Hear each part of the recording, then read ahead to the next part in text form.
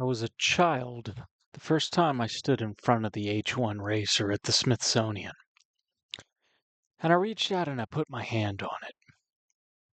I did not yet have a single word for what I was touching. Not drag, not flesh rivet, not visible genius. None of the language I would spend the rest of my life building to explain why some machines are the genuine article, and some only wear the shape of one. I just knew. The way a child knows a thing in the body before the mind has the words. That this one was right. That the polished skin under my hand and the rivets I could barely feel were correct in a way I could not yet name. I took it in through the one channel that has never needed a decoder. The one sense that does not garble what it receives. I touched the genuine article before I could explain it, and it stayed. I did not know then what I had laid my hand on a machine built by a man who ran the same engine I would turn out to run. The obsessive aviator engineer who could not leave a thing at good enough, who hunted every rivet head out of that skin because he could not abide one standing proud into the air. I did not know I was touching both the proof of what my kind of mind can build, and though the airframe gave no sign of it, the warning of what the same mind can become. I was just a boy with his hand on a beautiful machine. The rest of this is what that hand was touching. Understood 30 years later. Howard Hughes is one of my icons, and I want to be exact about why. Because the reason is not the wealth, it's not the legend, and it's not the films. It's that he ran the engine I recognize, the visible genius aviator engineer who could not leave a machine at the factory's idea of good enough, who understood the airframe better than the men who built it, and who would not rest until it flew at its true envelope. That is the engine I know from the inside, and the thesis of this essay is the hardest thing I know about my own kind of mind. The engine that built the H-1 racer is the same engine that died in a dark room in 1976. And the only thing standing between the two outcomes is a governor. Not a different man. Not a flaw bolted onto a genius. The same faculty. The total, consuming, all or nothing intensity. Pointed once at an airframe and once at itself. Generative in the first instance and annihilating in the second. And the difference between the magnificent and the unbearable was never the size of the engine. It was whether anything regulated it. That is the heartbreak, and it is the warning. And they are the same sentence. Start where the reverence is earned, because it is earned completely. In 1935, Hughes built the H-1 racer and took the world land-plane speed record at over 350 miles an hour. And then flew a long-wing version across the United States faster than anyone had. But the record is not the thing. The rivets are the thing. Hughes obsessed over flush riveting and a skin polished and filled until the airflow had nothing to catch on. Drag hunted out of every surface. The aluminum made clean the way nothing in that era was made clean. Because he could not stand a single rivet head standing proud into the slipstream. The H-1's beauty is the pure residue of that obsession.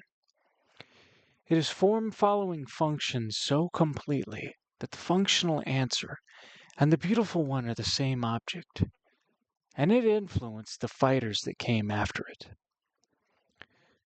That is the visible genius made literal. The cleverness on the outside, legible, earned, every surface justified by the air. And it was not one machine. It was the round-the-world flight in 1938, the airline, the aircraft company, the H-4, the largest flying boat ever built, flown once by Hughes himself, because he would let no one else take it up. The through line in all of it is the engine I am calling an icon. A man who treated every machine as having a true potential the world had been too cautious to reach, and made it his to take it there. It already flies, but I will make it fly harder than it has ever flown. That is his whole method, and I recognize it because it is mine, and that recognition is the entire reason he is on the list. An icon is not someone admired from the outside. It is someone whose operating principles you recognize as your own, reflected back at a scale that proves the wiring is real and can build magnificent things. This is what Hughes is to me. I do not revere the celebrity. I revere the method, the refusal of the cut corner, the understanding of the machine deeper than its makers, the pursuit of the true envelope, the beauty that arrives only as the byproduct of an honest extreme solution. When I undervolt a chip until its boost holds, when I assemble the factory correct build the manufacturer never shipped, when I take a thing that already runs and make it run at the ceiling it was always capable of, that is the H1's flush rivets in a different medium. He is the proof, at altitude and at scale, that the way I am built leads somewhere worth going. Which is exactly why his end is not a footnote to the reference. It is the other half of it. You cannot hold a man as an icon for the engine he ran and look away from where the engine took him. Not if the icon is going to be honest, and not if the icon is going to be useful, which is what an icon is for. The downfall is documented in its spine, even where its mechanism is contested. So hold the spine. In 1946, test flying his own XF-11, the obsession again, the man who would fly his own prototype. Hughes crashed into a Beverly Hills neighborhood and was injured catastrophically. Crushed chest, broken ribs, burns, damage he would carry in pain for the rest of his life. From that pain came the opiates. From the opiates, a dependence that never released him. And running underneath all of it, before the crash and long after, was a mind that compulsively repeated, ordered, feared contamination, and could not stop. What a later era would name and treat, and his era could only watch. Flag the fog honestly, because it is thick and it matters, and it is not possible and not right to retroactively diagnose a dead man to the decimal. The chronic pain, the opiate dependence, the compulsions, the isolation, these interact in ways no one can cleanly separate at this distance, and anyone who hands you a tidy clinical verdict on Howard Hughes is selling certainty the record does not support. So claim only the documented spine, a catastrophic crash, a lifetime of pain.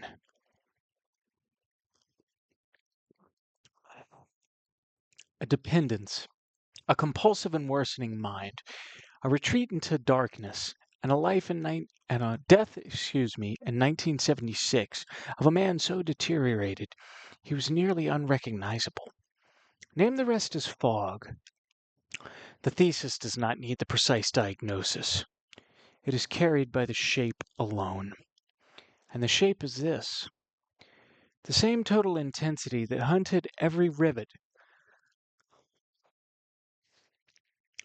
head out of the H1's skin, the same incapacity to leave anything at good enough.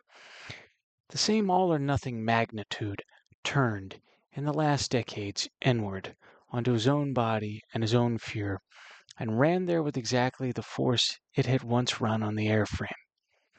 The compulsion that polished the aluminum is recognizably kin to the compulsion that sealed the windows. It was never a different engine. It was the engine with nothing left to regulate it, idling at full throttle against itself. And an engine at full throttle against itself does not stop. It consumes until there's nothing left to burn. Here's the whole thesis. And it's a single word, governor. On an engine, The governor is the regulator that keeps it from running past the speed at which it tears itself apart. It lets the engine make its full power without letting the power destroy the machine. A mine built at Hughes' magnitude, or mine, has an engine that can drive an airframe to a record or drive a man into a dark room. And the difference is not the engine. It is whether there is a governor on it. In my own frame, I have called this balance and named it the keystone, the regulator that lets every intensity run at full strength without consuming the rest. Hughes is what the keystone looks like when it fails. His intensities stopped letting each other run and started eating one another. The obsession with no outward object turned on the self. The pain met no limit and demanded the opiate. The fear had no counterweight and sealed the room. There was no governor, partly because his era had no name for what he carried and no treatment to offer for it, and partly because the very magnitude that made him great is the hardest kind of engine to govern. It does not want a governor. It experiences the governor as a brake on greatness. So the men most capable of the magnificent are exactly the men most exposed to the consuming. That is the cruelty of it. The gift and the danger are not two things. They are one engine, and the only variable is the regulator. What he did not have and what I do. This is the part that makes an icon useful rather than merely tragic. And I say it plainly because the whole point of an icon is to learn from it. Hughes had no decoder for his own mind. There was no name for the compulsion, no treatment for the pain that would not also enslave him, no language for the thing he was, and crucially, no one who could read him and route around the fog, because the fog had no map. He was misread by the world, and worse, unreadable to himself. Running an engine he did not understand, with no instrument to measure it by, and no hand but his own on a throttle stuck open. I have what he did not.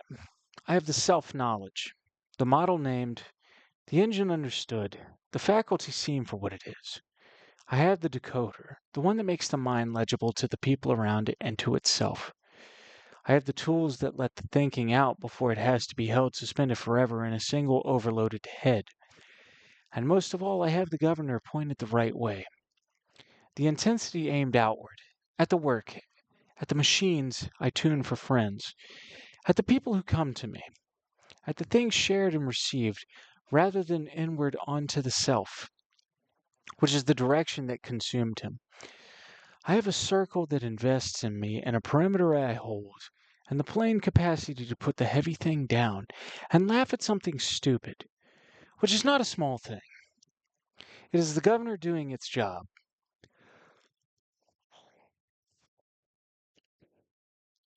Hughes ended alone in the dark. I am the one the friends read aloud to, and the buddy hires, and the room calls when it breaks. Same engine, better wiring. Not because I am better, but because I have the regulator the era denied him. And here's where it breaks the heart, because the symmetry is almost unbearable. The H-1 racer still hangs in the Smithsonian. Same airframe I laid my child's hand on before I had any words for it. The flush rivets are still flush. The polished skin still catches the light. The genius is preserved, whole, exactly as he made it. The genuine article he built outlived him by decades, and will outlive everyone reading this. The boy who touched it has grown into the words for what he was touching. And the machine has not changed it at all. It did not need to.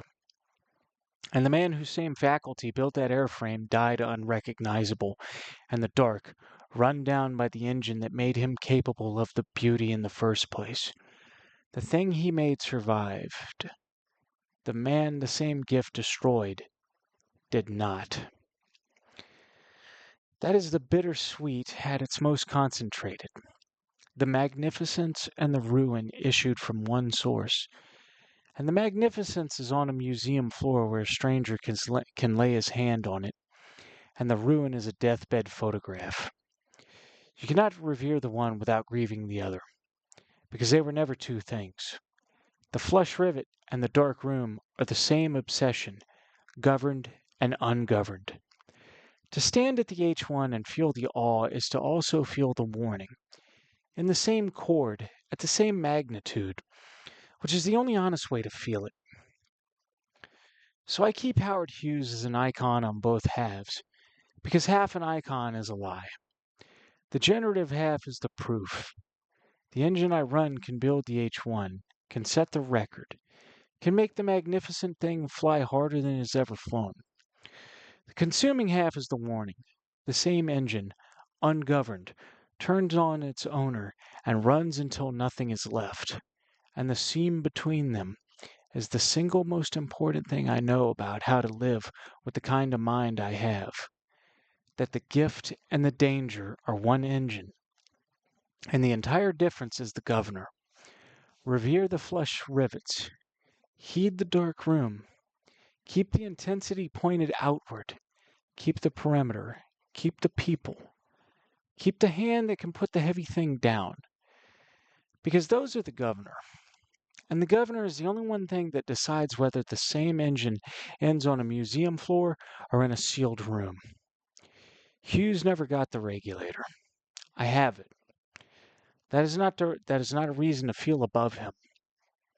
It is a reason to never, for one moment, take the governor for granted, because he is the proof of exactly what my own engine is capable of, in both directions, and the proof that the only thing that chooses the direction is whether I keep my hand on the regulator he never had.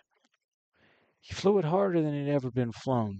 Then, with no governor, he flew himself into the dark. The icon is both, and the lesson is the seam. Same engine, same magnitude. Keep the governor, and it builds the vessel instead of burning the man.